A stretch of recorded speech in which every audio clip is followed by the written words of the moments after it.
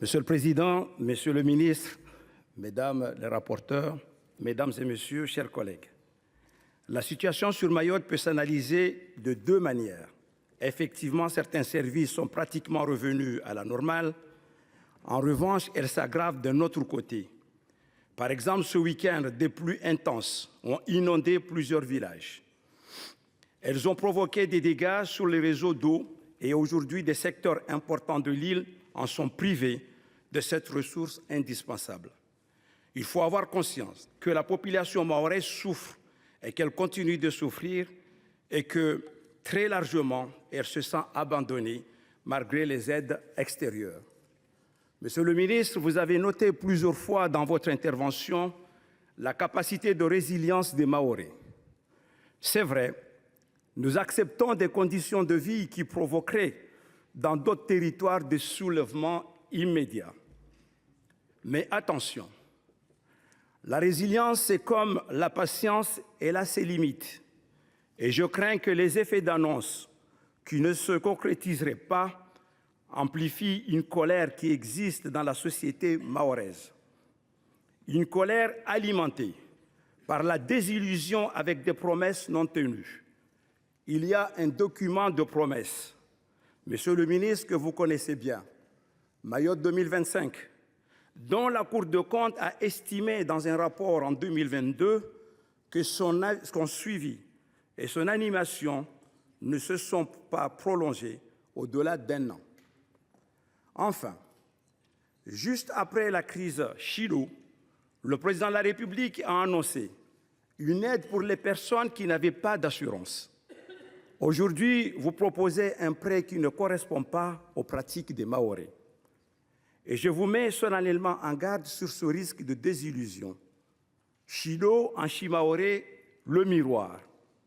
Ce cyclone a été le révélateur auprès de l'opinion de nos réalités sur l'archipel. Nos insuffisances dans le système éducatif, nos logements précaires et nos bidonvilles, la faiblesse de nos infrastructures, et la liste pourrait être longue. Sur le projet de loi d'urgence qui nous occupe aujourd'hui, ma première réserve, c'est sur le terme urgence. Dans l'avis du Conseil d'État sur le projet de loi le 22 décembre 2024, il vous est suggéré de procéder au regard des circonstances exceptionnelles par décret ayant force de loi, une loi d'urgence qui sera publiée après plus de 2 mois après le cyclone et qui renvoie à des ordonnances, notamment pour son bras armé, l'établissement public. Je ne sais pas s'il faut la qualifier d'urgence. Il y a des volontés dans ce texte que je ne nie pas de vouloir reconstruire Mayotte. Moi, je préfère le mot construire. En effet, avec le terme reconstruire, j'entends comme dans le code de l'urbanisme, à l'identique. Non, je ne suis pas pour construire Mayotte, je suis plutôt construire Mayotte sur de nouvelles bases. Je note aussi que l'absence de données budgétaires dans ce texte, que je comprends juridiquement, peut rendre perplexes les Mahorais. Il y a un gap entre les milliards annoncés dans la presse et les 35 millions d'euros qui figurent dans le projet de loi de budget 2025. L'enjeu majeur de ce projet de loi est constitué par les dispositions sur l'établissement public soi-disant nouveau qui est présenté comme le bras armé de cette reconstruction. Comme je l'ai déjà revendiqué, la reconstruction de Mayotte ne peut pas se faire sans les Mahorais, sans quoi elle sera un échec. C'est pourquoi je vais faire une série d'amendements sur les articles 1 et 2 du projet de loi. Je propose de réduire de 3 à 1 mois après le vote de la loi le délai pour produire l'ordonnance qui va définir le cadre de ce nouvel établissement public. Je rappellerai à cette occasion l'importance de la concertation avec les parlementaires sur le contenu de cette ordonnance qui va définir le contour de ce bras armé de la reconstruction de Mayotte. Enfin, ma crainte, c'est que cet établissement public soit une coquille vide dans les mains de l'État avec une représentation honorifique des collectivités territoriales. Ainsi, si on prend la rédaction actuelle, c'est le directeur général, en l'occurrence le général Facon, qui aura une voix prépondérante. Je suis pour une construction de Mayotte avec une gouvernance partagée. C'est le sens de mes amendements. Sinon, je vous avertis, ça ne marchera pas. D'ailleurs, les Mahorais l'ont bien compris quand ils ont manifesté leur opposition à l'article 10 sur les expropriations. Ils ont vu un outil supplémentaire pour l'aide-femme dont l'action est très contestée par la population. Monsieur le ministre, n'oubliez pas cette parole de Nelson Mandela que vous m'avez plusieurs fois entendu la reprendre. Faire pour nous et sans nous, c'est faire contre nous. Monsieur le ministre, Madame la présidente de la Commission des affaires économiques, Mesdames les rapporteurs, mes chers collègues, avant toute chose, je tiens à exprimer une nouvelle fois notre soutien aux Mahoraises et Mahorais qui ont été frappés le 14 décembre par le cyclone le plus dévastateur en 90 ans. Le texte que nous examinons aujourd'hui devrait être la mise en œuvre concrète du devoir de solidarité et d'assistance que la France doit à son 101e département. En effet, je n'ai pas le besoin de rappeler en détail l'état de dévastation dans lequel se trouve Mayotte concernant l'accès à l'eau, à l'électricité, aux soins et aux moyens de communication, les logements détruits et pillés, les cultures vivrières réduites à néant.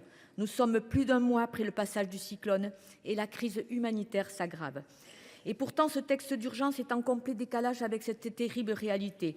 Il est essentiellement d'ordre technique pour assouplir le droit de l'urbanisme, la commande publique et prévoir des reports de délai pour le paiement de l'impôt et des cotisations sociales.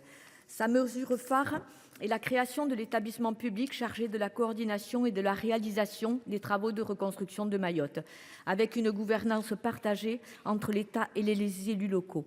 Ces dispositions sont nécessaires, mais totalement insuffisantes. Au-delà de la technicité, il devrait être question d'humanité. En effet, bien avant le passage du cyclone, Mayotte était déjà minée par une multiplicité de crises migratoires, hydriques, sanitaires, sans compter la défaillance des services publics de santé et d'éducation et un déficit d'infrastructures. Nous regrettons donc l'application extrêmement stricte de l'article 45 de la Constitution qui nous a empêchés de déposer des amendements sur le soutien aux exploitations agricoles mahoraises, sujet pourtant élémentaire puisqu'il s'agit tout simplement de nourrir les habitants. On ne trouve rien non plus sur la réalisation d'un recensement général et précis de la population, rien sur l'accès aux soins, rien sur la mise en place d'une zone franche globale permettant d'exempter d'impôts les entreprises pour 5 ans. Il n'y a rien sur les questions du foncier et du cadastre, rien sur la production de logements.